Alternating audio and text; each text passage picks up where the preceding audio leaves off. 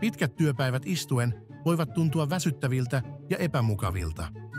Pitkä istuminen voi aiheuttaa myös selkä- ja niskakipuja. Runsas istuminen voi myös lisätä riskiä sydän- ja verisuonitauteihin sekä tyypin 2 diabetekseen. Jos istumme liikaa, myös verenkiertomme hidastuu ja energiatasomme laskevat. Lisää energiaa työpäivääsi helposti. Kävelymatto toimistossa parantaa verenkiertoa, lisää energian kulutusta ja auttaa vähentämään jalkojen turvotusta. Päivittäinen toimistokävely voi myös lisätä askelmäärääsi merkittävästi ja samalla auttaa pitämään mielesi virkeänä koko päivän ajan. Kävely voi myös parantaa keskittymiskykyä ja antaa sinulle enemmän energiaa, jotta työpäivä tuntuu kevyemmältä.